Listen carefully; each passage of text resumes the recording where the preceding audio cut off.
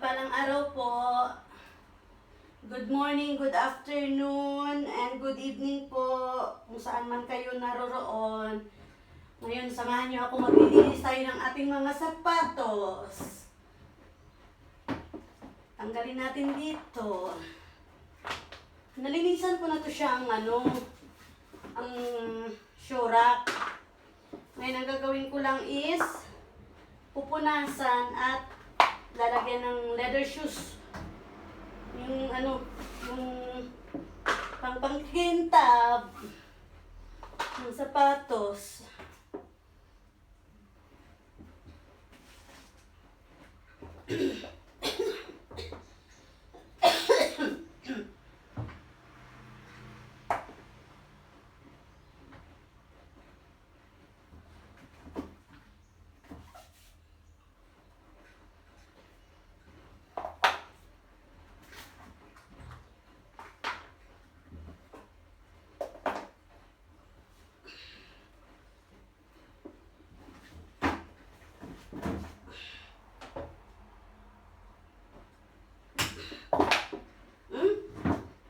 Sapatos na to.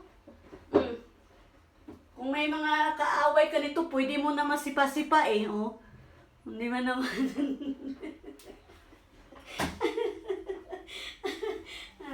Di ba? Para makakaganti ka na, oh. May mga tusok. Nagsigig binili ng mga ganyan na sapatos, tapos hindi naman sinusuot. Ay, nako. Ewan. Bago pa, oh, may mga tag price pa. Itong tatak na to. Paris.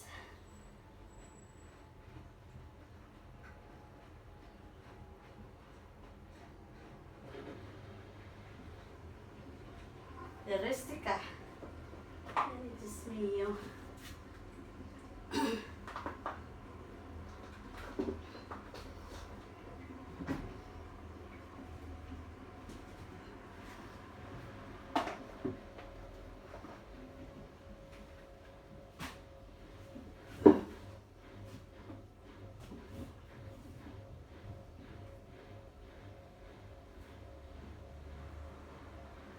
Papalitan natin ng humidifier. Bawat shelf. Okay. Tubig na siya. Tubig na.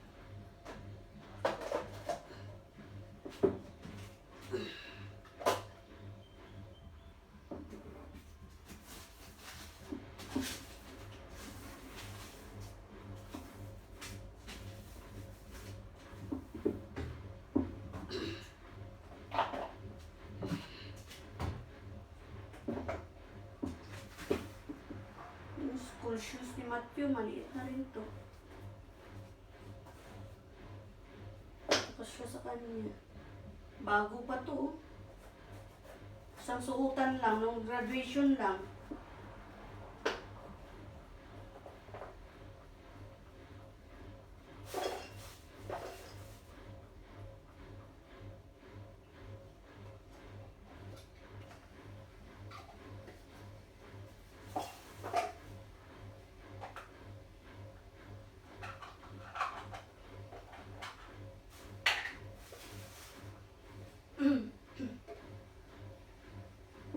Mga leather lang yung lalagyan natin ng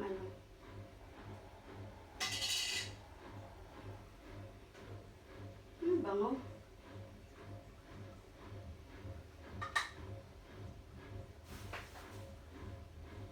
Punasan muna natin.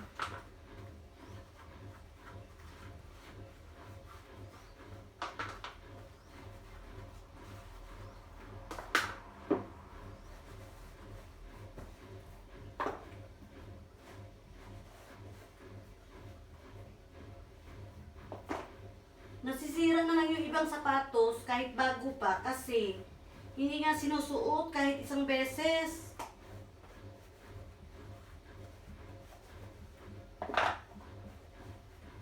Nasisira din kaya yung mga gamit pag once na hindi ginagamit. Yung man tipong bibilhin mo lang tapos tago-tago mo lang. Itong Hermes niya na sandals, oh. Iba na yung kuan niya. Hermes to eh, no? sira na lang ang ito. Leather niya sa kakaano. Tago. Tanggal to eh.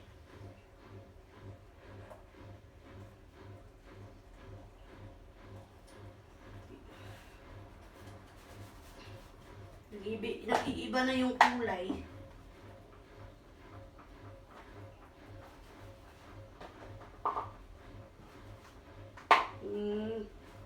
Takaw sa tingin ba? Takaw sa tingin. Bibilhin.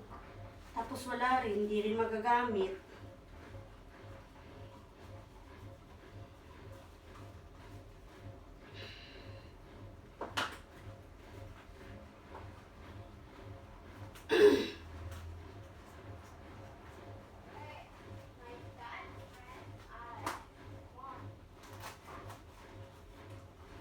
Ay nga yung aking washing machine. Yung naglalaba. So bago rin tong shoes na tong panganay. Hindi pa nasusuot. Maliliitan na lang din to. Nasusuot lang to pag may event sa ano. Sa yung performance niya sa violin.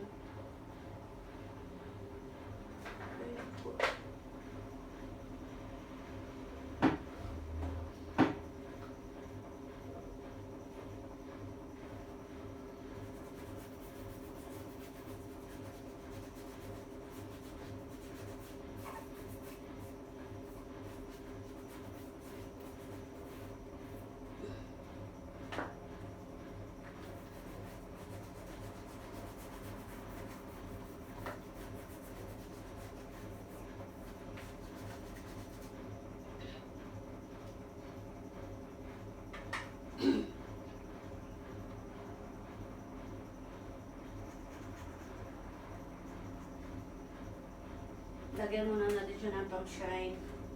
Saka natin punasan mamaya. Tumuyo-tuyo muna. Mapit yung ano niya. Ay!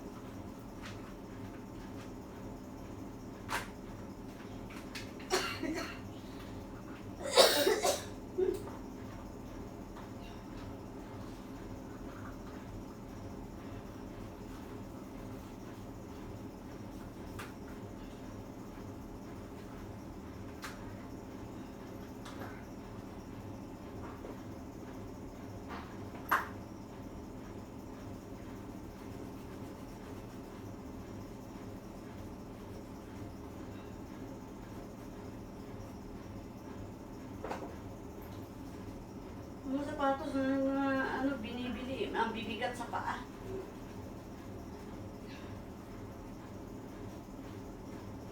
Tapos pag sinuot mo, maapak-apakan mo mga putik-putik pa, edi mas lalong mabigat.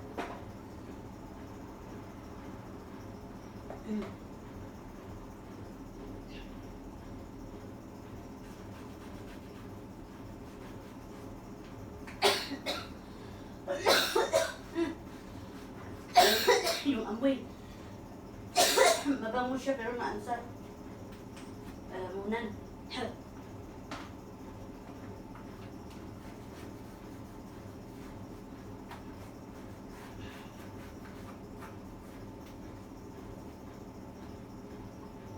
Kuha muna tayo ng ano.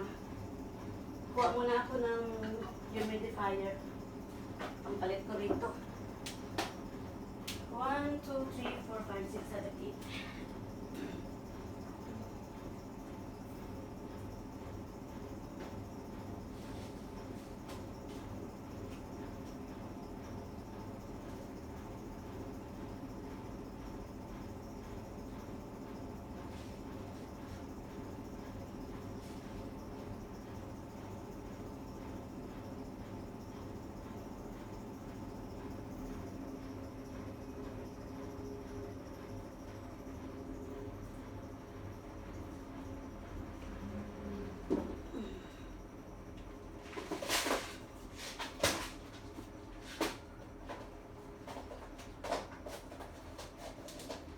Magpapalit din ako mamaya sa mga closet.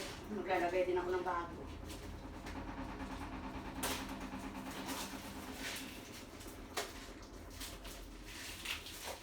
Sakit ng mga katawan ko sa ano, paglilinis na ano.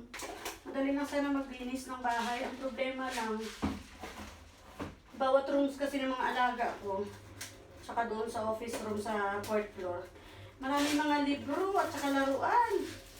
Diyos ko.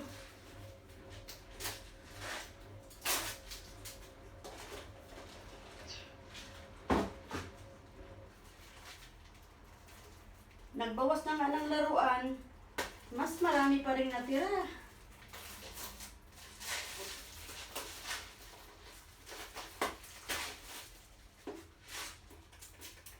Hindi naman nalalaro na kasi mga alaga ko is babad sa pag-aaral. Babad sila sa pag-study. Bibihira lang, yung bunso, bibihira lang nakakapunta ng playground.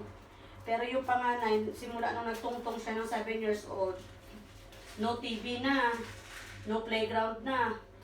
Tutok na talaga siya sa pag-study. Ngayon, siya na lang mag-study mag-isa. Pero pag may hindi siya maiintindihan, mag-ask siya ng help kay mama niya. Ngayon, pag hindi rin kaya ni mama niya, lalo pagdating doon sa math, grade 5 na kasi, may mga algebra, lalo na yung sa science kasi kasama siya sa ano, Science Olympian. Nay, nako, sorry ah. Teka lang. Anuhin ko muna yung aking labahin.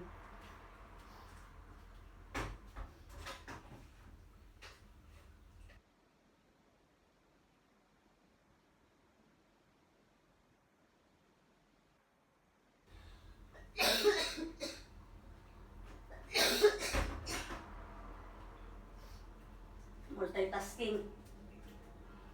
Multitasking ang kunyang. Ay, nako.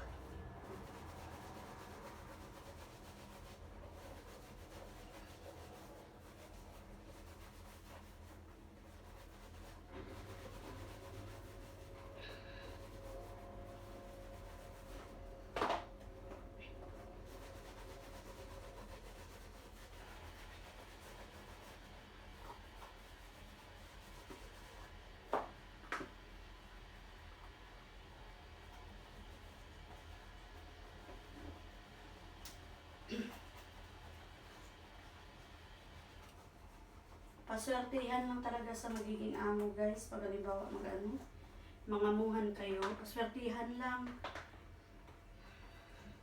Yung sa akin, kagandahan lang sa akin kasi pag halimbawa ganito wala silang hindi holiday, mga daily lang na araw-araw lang na halimbawa may mga pasok yung mga bata. Hindi sila maselan sa paglilinis, pati sa pagluluto. Mga western food ang niluluto ko kalimitan.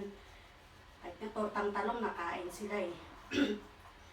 Ang ano lang dito, kasi ako lahat, hindi na kumuha ng ng isa pang katulong na para maging kasama ko dito, katuwang ko sa bahay.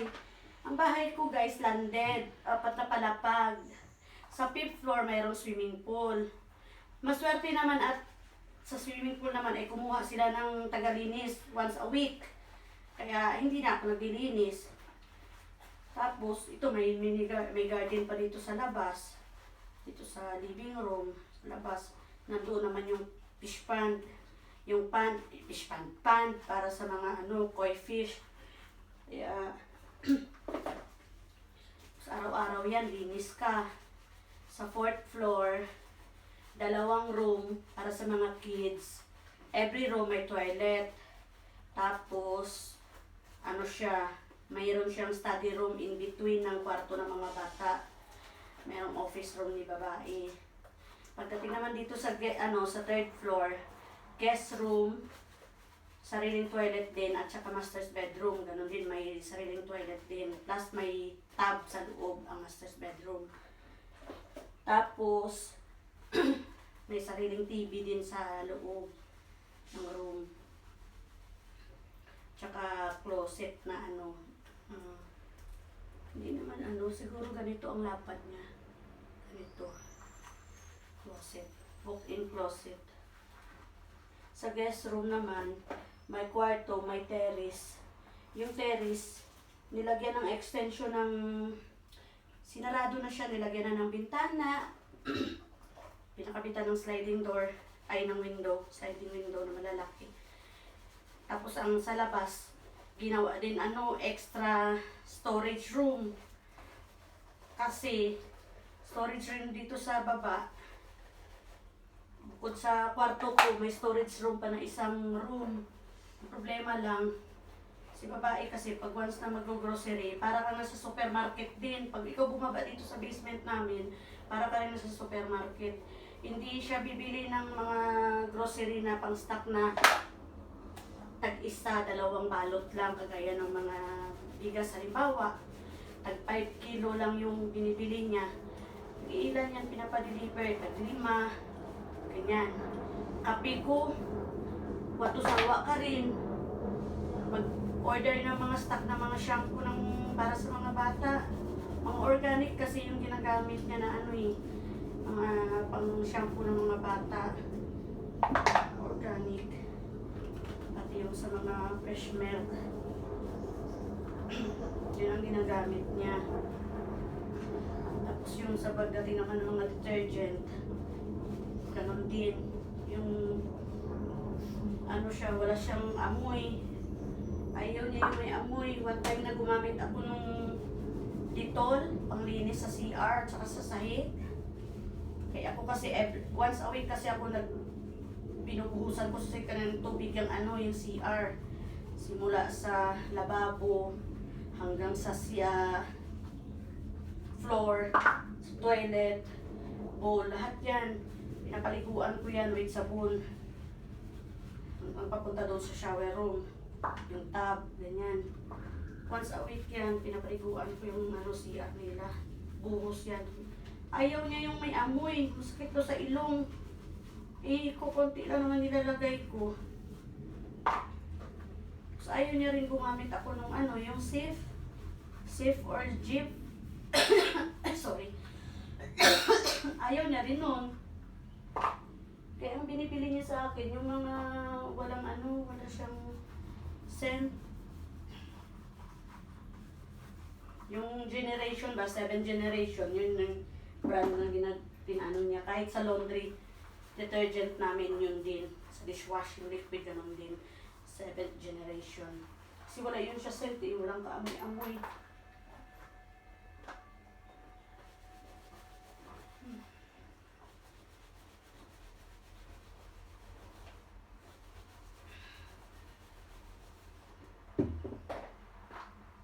Meron pa kami doon, shurak na kabinet doon sa labas. Siya, papaanuhan ko rin yung mga sapatos ni lalaki.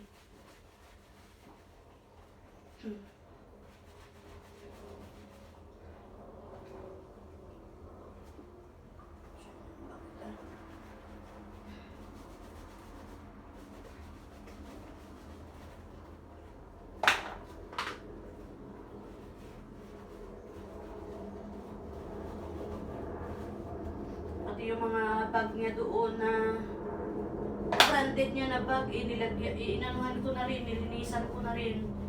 Wala siyang sinabi pero nilinisan ko na rin yun. Tapos nilagyan ko ng mga ano sa loob. Beautifier at saka naglagay ako ng tubig sa glass or sa garapon. Yung flower base ba? Yung flower base. Yung flower base, nilagyan ko ng tubig, tapos nilagay ko sa loob ng room para yung init na absorb niya yung tubig. Kasi kaya ganito, yung mga new shoes, nilalagyan ko ng maliliit na pang moisturize para hindi siya mag-crack-crack ba. Ganon din sa mga bags. Kung halimbawa, meron kayong mga bags, lalo na mga branded, punasan nyo muna ng clean towel, tapos anuhan nyo siya. Meron kayong mabibili na cleanser na para pang leather at saka kagaya ganito leather care balm, yan, ganyan. Tapos isa-shine nyo siya. Pagkatapos niyan, pwede nyo siyang lagyan ng moisturizer. Meron din silang moisturizer para sa bags. Yan. Tapos saka nyo siya ilalagay sa yung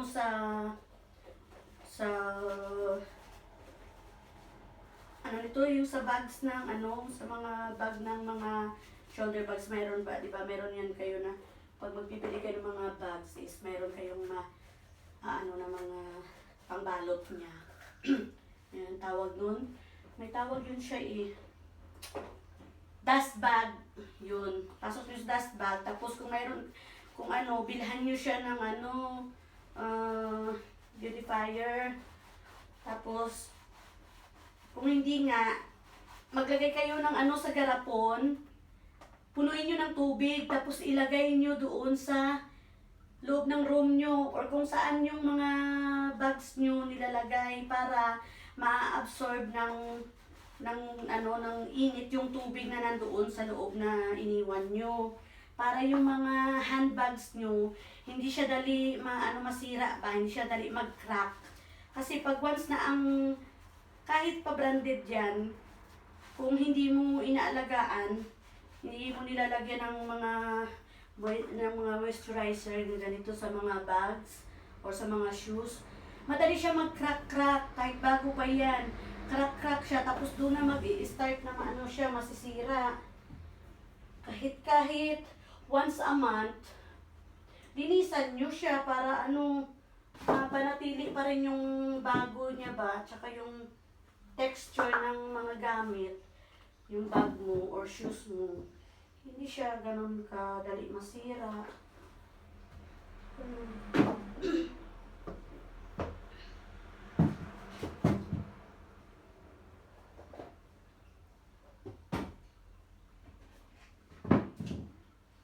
Itong sa akin, babae ko, mahilig yan mamili-mili.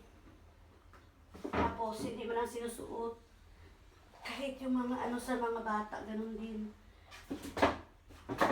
Hindi mo na siya mag-ask ba na ganito, gusto mo ba yung ganito, ganyan.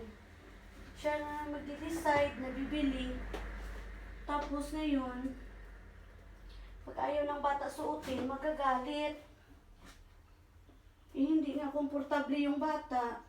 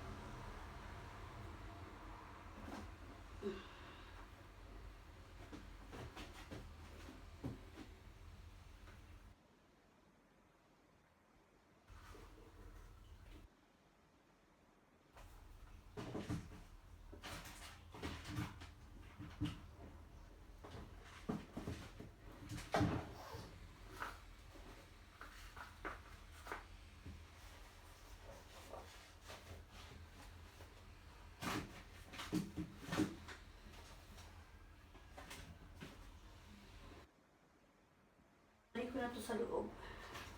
Mga shoes.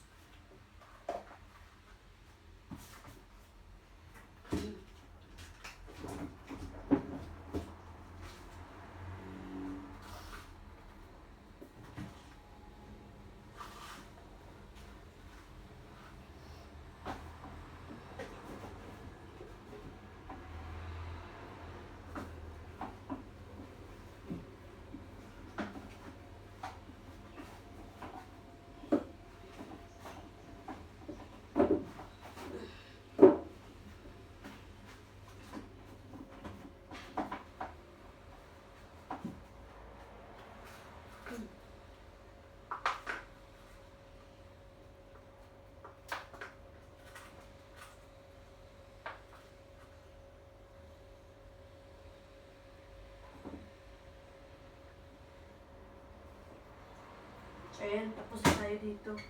So, thank you guys sa pagsama nyo sa akin. Sa munting vlog ko. Have a nice day guys. Ingat po kayo kung saan man kayo naroroon. God bless everyone.